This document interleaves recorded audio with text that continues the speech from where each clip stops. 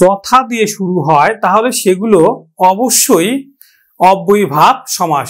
যেমন দেখো এই শব্দগুলো যথারীতি, যথাসাধ্য, যথাবিধি, যথাযোগ্য, যথাশক্তি, যথা নিয়ম, যথা সময়, যথেষ্ট, এগুলো সবগুলোই কিন্তু অব্যয়ীভাব সমাস। এখন এগুলোর ব্যাস বাক্য কি হবে? ব্যাস বাক্য আমরা শুধু এই যে রীতি আছে, রীতিটা আগে লিখব। রীতিকে অতিক্রম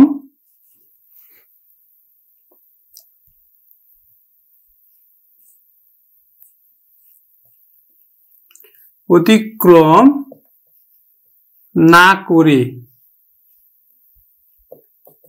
তাহলে রীতিকে অতিক্রম না করে যথারীতি, সাধ্যকে অতিক্রম না করে, শুধু পরের পদটা আগে নিয়ে আসো।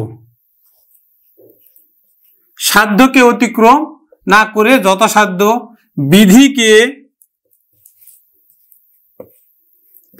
বিধিকে অতিক্রম না করে যথাবিধি। এখন যোগ্যতা, যথাযোগ্য আছে, তাহলে যোগ্যতাকে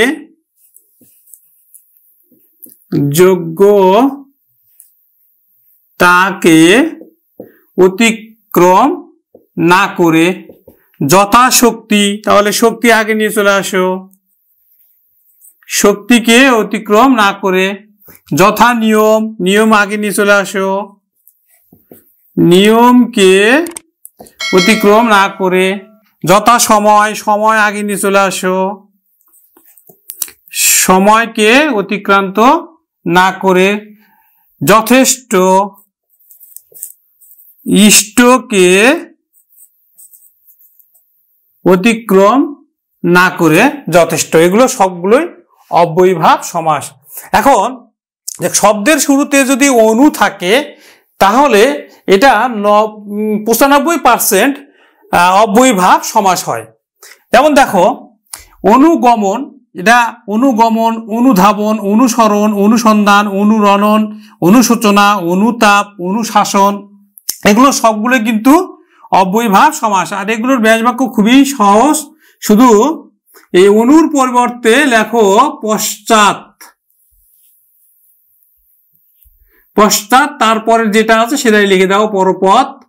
পশ্চাৎ গমন, অনুগমন। পশ্চাৎ ধাবন, অনুধাবন।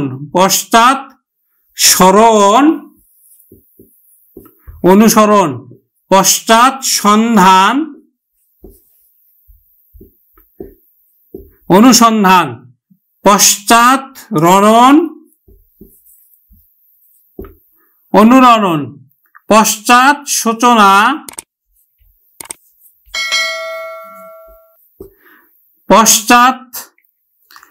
পশ্চাৎতাপ, অনুতাপ। এটার কিন্তু আবার প্রাদি সমাস হয় যদি থাকে অনুতে যে তাপ, অনুতে যে তাপ,